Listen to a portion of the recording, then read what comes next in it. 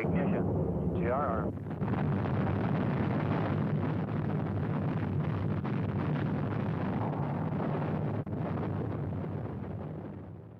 Welcome to the Jack Yates Community Forum. I'm Marshall Hopkins. Today I have with me a gentleman who, to quote Elton John, is a true rocket man. He holds a doctorate in physics and attended the Harvard Graduate School of Business. He is a retired colonel in the United States Marine Corps Reserve and was among the third group of men chosen by NASA to be astronauts in October of 1963. 5 years later, he was the lunar module pilot of the Apollo 7 mission. He is now a radio talk show host on KPRC 950 at 8 p.m. weeknights with his show Liftoffs to Logic. He spent 263 hours beyond the Earth's familiar atmosphere and has a total of 4,500 pilot hours, not including boyhood dreams. Ladies and gentlemen, Colonel Walter Cunningham. How do you do? Nice to be here, Marshall. The anthem of the Brotherhood of the Right Stuff, a club for the most daring of test pilots, by your definition is not bravery in the simple sense, but bravery in the most sophisticated sense. Could you elaborate on this? You are quoting Tom Wolfe, who characterized it that way. When it says a club, it's just an expression in the sense that the right stuff, in Tom Wolfe's estimation, was not going out and just doing something risky like trying to walk a high wire for the thrill of it. It was being able to carefully control the way in which you exposed yourself by the knowledge you had, you did not take crazy risks. For example, people would like to think that maybe astronauts had a death wish. That's why we went out and did these things, 30 or 35 years ago, and that's not really the case. We, in fact, felt like we understood the risks, and we thought we were being pretty prudent about them. We just had a high opinion of the kind of risks that we could handle. In your book, The All-American Boys, you state that your brother Ken was also a test pilot and was killed in December of 1963. How does one see so many pilots crash but continue to feel the need to fly? Well, when you feel the need to fly, it's usually long before you know many pilots. You get this desire, this dream, when you're a young person. I mean, somebody your age or younger. It's like some people want to be a policeman, some people want to be a fireman. And yes, my brother was killed flying an airplane, an Air Force airplane, but that was a dozen years after I had been flying, and he, in fact, had been flying for almost 10 years as well. So he was one of many friends and many associates that over the years, as we said, bought the farm in an airplane. And as a pilot, and knowing that so many of your friends are possibly going to go that way, you develop kind of maybe a harder attitude about death. It's not a frightening thing to most fighter pilots. Most of them feel like they've cheated it a number of times in their life. And it's not to be feared, it's to be conquered, to prevail over, to make sure that it doesn't happen to me. The Apollo 1 fire on the pad probably made it possible for America to go to the moon and save the American space program. Could you tell us how the fire on the pad on Earth was better than it would have been than an accident in space? It's a little bit presumptuous, I think, to say that it saved the space program. However, we did feel that we could only sustain so many accidents like that. After a while, the public at large, who are not astronauts, they would tend to think that it wasn't worth it. We always felt like it was. We always expected to have some losses. And when it happened on the pad, it did one very major thing. It caused us to stop and take a look at the things that we were rushing, the things that we were maybe taking too much for granted. We had developed a sense of our own omnipotence. I'm talking about the whole management team. We knew that the Apollo 1 spacecraft was not really a good spacecraft. By that, I mean we could compare it then with the Gemini spacecraft and the Mercury spacecraft. And so we were dealing with the Apollo 1 and the Apollo 2 spacecraft, were the only two built like that. We knew they were not good, but we had developed this sense that we could fly the crates that they came in if necessary.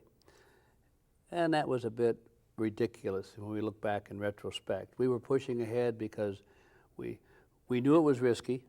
We knew they wanted to do it. We knew they had a timeline, and we weren't going to be the ones that say, hey, just a second, we can't do it. Well, after that, that changed somewhat. They began to pay a whole lot of attention to what the flight crew had to say, and we became just a bit more cautious in what we would put up with. So in that respect, it happened on the pad. We lost 3 very good people. We never did figure out exactly what caused it, but it changed the whole attitude about how we approached it. And we got a lot of things installed in spacecraft that we wouldn't have otherwise. And then we never did have never lost anybody in orbit. And Gus Grissom is said to have been a prototypical test pilot. He had flown 100 combat missions in Korea. He lived hard and loved to party. Ed White made the first American spacewalk, and Roger Chaffee had flown most of the photo missions over Cuba during the 1962 missile crisis. Can you tell us a few words about them from your experiences, having been on the backup crew for Apollo 1? Well, all 3 were very close associates. Of course, I knew Roger best because he and I had started as astronauts together. Ed White, I knew a little bit more. Then Gus. Gus had been busy when I came in, he'd been busy on the Gemini program, and of course he flew the first Gemini mission. I never had a chance to really work close with Gus until we were reassigned as his backup. Prior to that time, Gus had been heading up a crew for the Apollo 1. Wally Schirra had been heading up our crew for Apollo 2.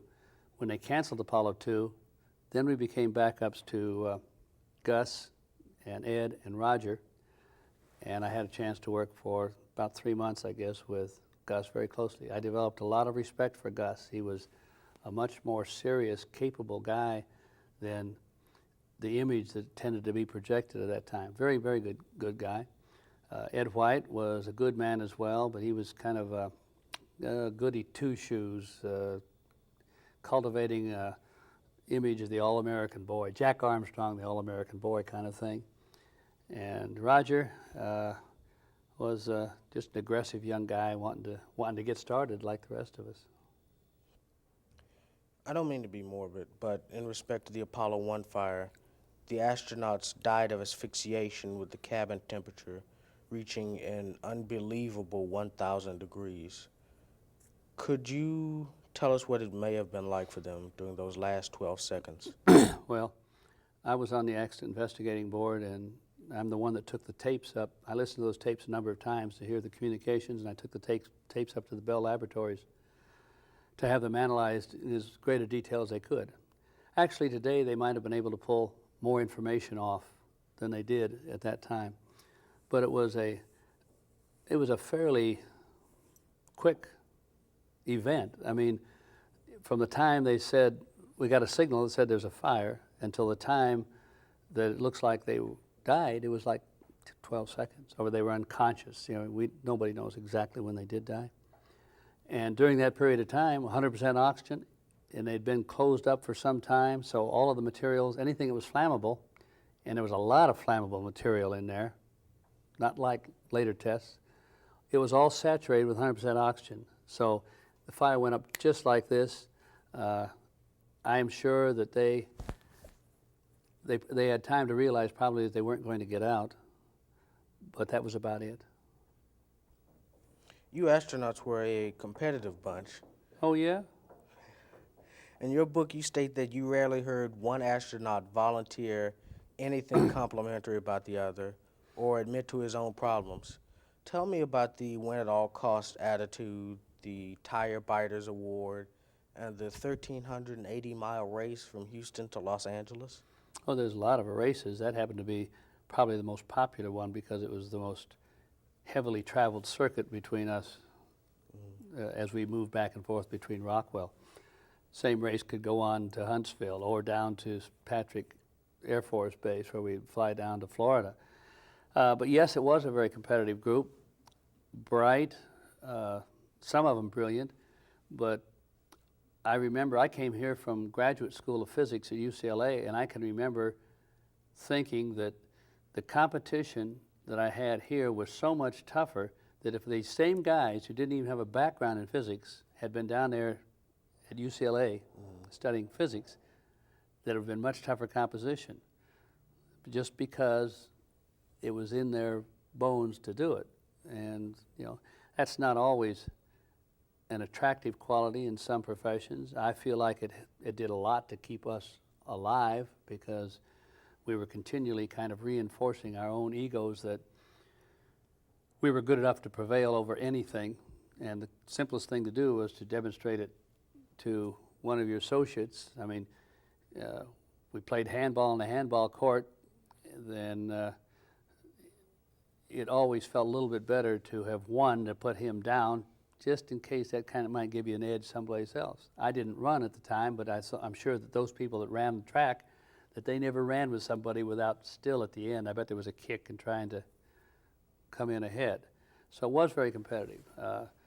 Racing was not that was just no big deal. I mean, that was just what we did. And you didn't even you didn't declare a race. You always realized somebody was trying to get a step ahead of you on something, and you just made it your point to not let them. The Saturn 1B is loaded with 450 tons of liquid fuel, sat 224 feet high, and the first stage of liftoff produced 1.6 million pounds of thrust. Now, for the benefit of those of us who will probably never experience that, what was that ride like? Well, the first thing that happens when you finally lift off is you breathe a sigh of relief because you know they can't keep you on the ground anymore. And you've got to get above 50 miles of altitude in order to be a real astronaut. And so it doesn't take very much with that booster before you know that even if you just fire the escape rocket, you're going to go above 50 miles. But the ride itself, it shakes around a lot of vibration, and they're not worried too much. They do a lot of testing and measuring, and they try to hold this vibration down because you've got to be able to focus on instruments with your eyes. You've got to be able to throw certain switches, things like this, during those first 10 minutes. So they don't worry too much about the shaking that goes on back and forth, but they did worry a bit about what they called a pogo motion, which is kind of an up and down vibration through the stack, you know, extending and compressing, which was not good, could hurt the rocket. If the rocket broke up, you would have an automatic abort. They had what they call a dead man's wire that ran all the way down through the stack. So if the rocket began to explode and started coming apart, as that wire broke, it would fire the escape tower until you got rid of the escape tower. So it was for the first minute and 3 seconds, I want to say, I can't quite remember exactly, you had this automatic abort capability. So it was shaking around a lot, but not so bad that you couldn't do your job.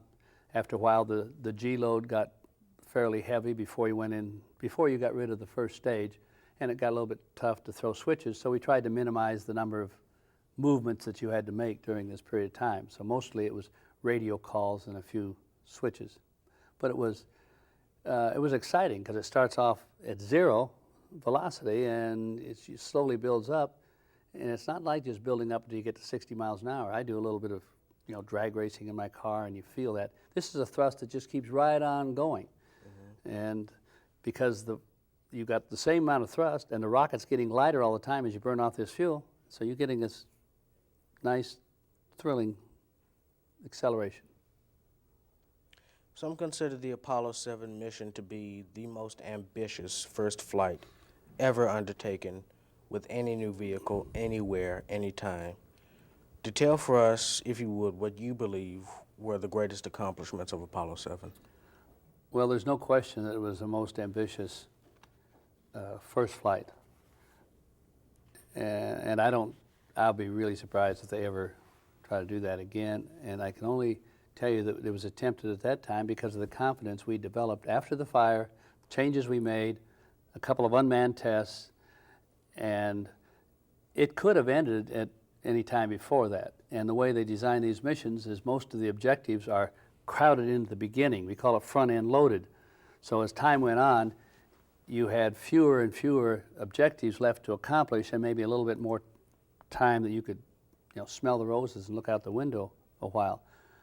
But if I was to look at Apollo 7 and what it accomplished, the intention was to be a test flight of all systems having to do with the command service module. And the fact that it went 11 days, which we thought would be the longest mission that we ever flew in Apollo at the time, was kind of amazing because we kept testing the systems, had no problems, only minor problems, and continued on with it. So we showed that the Apollo spacecraft could keep 3 men alive for the period of time that it would take to fly a lunar mission. In doing that, we tested all the subsystems of the spacecraft. On that mission in which Walter Schirra and Don Isley caught coals, the famous Jolly Wally Schirra became Cranky Wally Schirra. Did his crankiness cause you and Don Isley to miss the opportunity to fly in space again? Well, I think that it probably did. Wally was able to incur the enmity of the powers that be effectively enough that I think that it did rub off on us. I would have to say that Wally was leaving the program, and so he had nothing to lose, if you will. But also, I think Wally was sincere about what he was doing. I mean, he's an ego-driven person, and Wally was one of those people that was going to be in charge, even if it didn't make a difference who was in charge, or even nobody cared. So he tended to push those things to the limit, and today I would dare say he would still justify whatever he did, whatever he had to say at the time. You described the absence of gravity as a continual state of free fall. Again, for the benefit of those who will never experience this, what was this like? Well,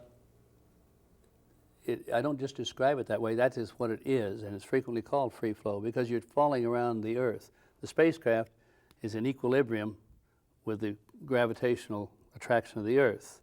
The horizontal velocity takes it far enough forward so that as it falls, it basically is falling in a circle, an orbit all the way around the Earth. And it is in free fall. It's a little bit tough to get used to at first, but it's very much like falling out of a bed in a dream. I don't know anybody that hasn't had that dream or nightmare. They think of it, and all of a sudden they kind of wake up because I'm falling through space, and it's frightening. Well, if you get rid of the frightening portion of it, that's what it is. There's nothing holding you up, and it really is very much like that dream of falling and falling continuously. And in our case, we fell for 11 days. In your book, you state that the absence of a black astronaut was not due to prejudice, and that NASA hoped that a well-qualified black pilot would apply. Tell me about Air Force Captain Ed Dwight and Major Bob Lawrence, who were both African-American pilots. Well, they're two entirely different cases. I did not know Ed Dwight personally, but I knew a lot of him because his name had surfaced, and he was kind of I would describe him, as I look back, a problem figure in the Air Force. He was probably a capable aviator, nothing outstanding, and he not only was made the focus by other groups, but he tended to rely on special privileges, trying to get special breaks based on his color. And eventually it got him into test pilot school. They were forced to take him into aerospace research pilot school, and it ended up being the biggest class that they'd ever had because Chuck Yeager, who was the commander, insisted that anybody that was above him then would have to go too. So Ed Dwight was a fellow that I do not feel, even with all the political pressure at the time, would have made a good astronaut.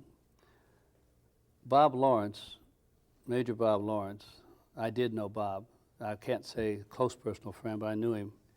And he was really A1 top-notch guy. And we all felt very bad when he was killed. He was killed in, I think, a 104 accident. And Bob Lawrence, to this day, he was the first one selected, the first African-American selected, of course, by the Air Force. And then when they closed that program down, he would have come over and worked with us like the youngest half of that group did. And I think everybody that ever knew Bob knew that he would have done a really fine job. So they're two different cases. Incidentally, Ed Dwight has gone on to have a very fine career. I don't know how many people here would know, but he's an artist, a sculptor. And I ran across some of his art over in New Orleans, and it's good stuff, unique and what have you. So I would say that Ed Dwight has found his calling a whole lot more than being a fighter pilot was. Apollo 13 was probably the most successful film, as well as one of the most accurate films about the space program. How accurate do you feel its portrayal of Jack Swigert was? Well, I knew Jack for a long time before Apollo 13. Jack had gone through the selection process with me, wasn't selected that time, worked hard, came back, was selected the next time. He had been on our support crew, and while he was a little bit strange, he was still a bachelor when he died in his 50s. But he was very capable. He was a good aviator, much more successful as a pilot than he was chasing girls as a bachelor. And he knew the spacecraft. And my personal reaction when Apollo 13 happened, I went over to Mission Control, and I remember sitting there. This was right after the explosion. We didn't know what was happening yet. And I sat there, and when I heard Jack come up on the air to ground, and I could tell by what he was saying what procedures he was going through, I basically went home and went to sleep, because I knew that Jack Swigert knew that spacecraft inside and out, and it was because Jack was there, more than anybody else being there, that I felt comfortable that the crew had as good a chance as they were going to get. And it was a case of how long the consumables would last. Now, in the movie, several of the characterizations of people, the events I thought were quite accurate. Some of the people did not necessarily fit with the actors that they had there, in my opinion. It wouldn't make any difference to a stranger, but if you'd known somebody and you'd lived with them, it was a little bit tough sometimes to accept who they had there playing these roles. And I thought that Jack was made to look kind of inexperienced, little nerdy and uncomfortable, what have you. I don't believe that for a minute. The Apollo program is considered by many to be the greatest adventure in human history and to some the most significant accomplishment in the 20th century. Could you tell us your take on the significance of the Apollo program? Well, there is no question in my mind that 500 years from now, when they look back on the 20th century, they're not going to spend a lot of time talking about First and Second World Wars. Probably won't spend a whole lot of time even on first nuclear explosion. What they'll celebrate out of this 20th century, just completed, is that man, for the first time, left the pull of gravity on this planet and set foot on another body in the universe, the moon. They will celebrate our willingness to take a risk. They will wonder why 30 years after that we seem to have backed away from risk and everything has to be safe and secure. Nobody wants to stick their neck out anymore. But that's the event that they'll remember 500 years from now, more than anything else that's happened in this century. I do think it was, to date, man's greatest adventure. In your book, you state that in 1967, President Lyndon Johnson said that instead of taking advantage of the American space program, America will probably just piss it all away. Was that, in your opinion, an accurate statement? Well, at the time, I just laughed at it because he was talking to Wally Schirra and I took it as just a piece of the Johnson character, as the way it was. But as I look back on it now, I have to say I think it was rather prophetic, because we have done very little to exploit it. We seem instead dead set on giving it away. We're no longer the leader in space launches, for example. The French have 50% of all commercial space launches, and we're the pioneers in the business. We've backed away from going to Mars, although we've had a number of opportunities. So in many respects, he was absolutely right. Right now, we spend a lot of time trying to build up the Russian space program in working with them on the space station. If it wasn't for us, their entire space program would probably be collapsed by now, but we don't think anything of it. Instead of us exploiting what we did back in the 1960s, we seem to be trying to give it away. What achievements do you expect from the International Space Station? International Space Station is a very logical step in our movement out into space. It'll become very routine. We will find other uses of this laboratory up here, commercial uses of it. I don't think it's going to be a vacationer's site. It's not going to be a place for to send passengers and tourists. It will be a place where we can continue to develop methodologies and hopefully new medicines, new materials, and the like. But it is really just kind of a stopping off point, one that we may always have to have, because man has this innate desire to explore, to move out into the world. And we're never going to consider that Mars has been explored if we just have a couple of little rovers running around on the surface. We're not going to consider it's been explored unless we have human beings down there, people like us, to be down there and look back and report back. We have to project human presence out in the solar system. That will happen. I don't know exactly when, but Mars, within the next 30 years. Well, thank you for talking with us, Mr. Cunningham. Thank you, Marshall. Where would we be without the human need for discovery and exploration? Would we have gone to the moon? Would we have discovered the Americas? Would we have gone to the places and done the things that have made the human tenure on this planet exceptional? A prerequisite for discovering and exploring is courage. And as we stand here in the doorway of a new millennium, may we each find the courage to discover, to explore, and to reach. If we're lucky, then we'll do it with the strength and grace under fire as the astronauts of the Apollo missions. This is the Jack Yates Community Forum. I'm Marshall Hopkins saying thank you and good night. We're close to about 70 feet and something wildly, so it's best to stay away from it. Roger, understand. Copy, Jack, go. Okay, separation pad 030, 20, all balls. Down 82, NA, 1618, plus 122.